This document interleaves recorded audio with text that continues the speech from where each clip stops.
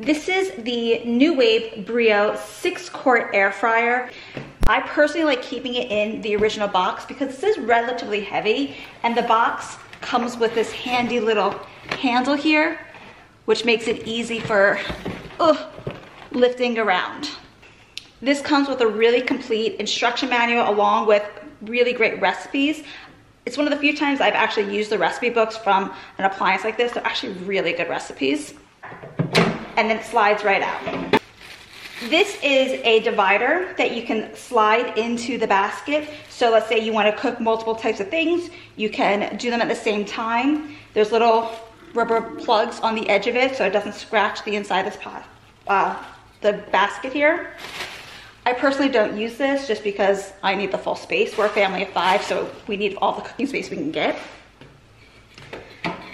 This is what the inside looks like, okay? To be able to get the basket out of the, I'll call it a bucket, you have to press the button, pushing it inward, and then you lift it out and you let go of the button. So there's this button right here that you press to get out. And this is your basket. It's pretty big. This little mesh screen here pops out so you can clean this really well. This part and this part can both go into the dishwasher if you want to, which I find really convenient. You're gonna take your basket and just slide it right in till it matches with the grooves and it locks automatically. Then bring this over and you just slide it in and push.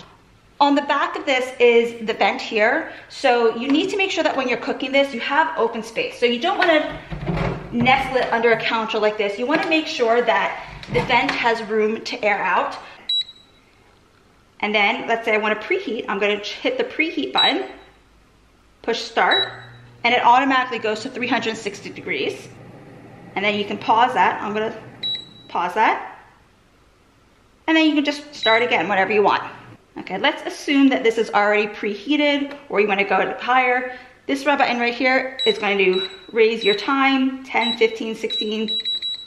This over here sets your temperature. The highest temperature it goes to is 400.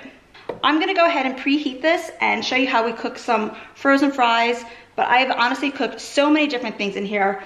One thing that is really important to note is this is healthy because you're not deep frying food in like inches of hot oil, but you still absolutely need to put oil on your food to cook it. So you can either brush oil on it or if you want to use the spray oil, but whatever you're cooking in here, any type of meats, vegetables, you definitely need to coat it in a layer of oil. Otherwise, it's just gonna dry out and it's not gonna be any good. I'm gonna preheat it to 400 degrees, which is the note for frozen fries. And then once it gets to that, cook it for 15 minutes, and that's it.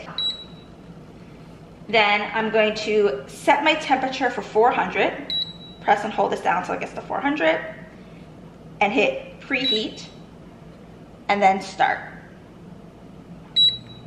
This is almost fully preheated. When there's only 5 minutes left on the preheating cycle, it emits a beep, not a super loud beep, but it's just like a beep. And then it starts counting down the last 5 minutes.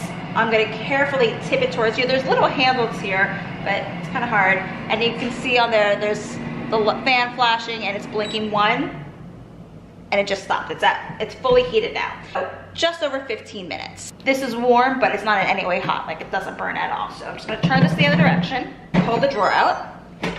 Okay, it made that noise because the machine is on and it's telling you to be careful because it's hot. I'm gonna slide them right in and give it a little shake.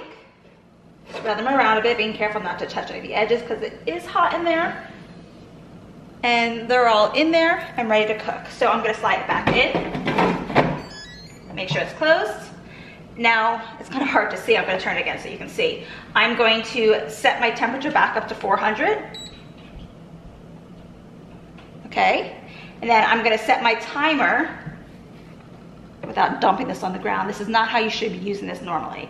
I'm gonna set my timer. It automatically, when you set it, the automatic setting is 15 minutes, and then you can go up or down if need be. And I'm gonna just press start and turn it around. The timer indicator showing there's only 5 seconds left, so I want you to hear what happens when the timer goes off. That's it. It says end over here and it turns off. It's gonna maintain its temperature, but it is off.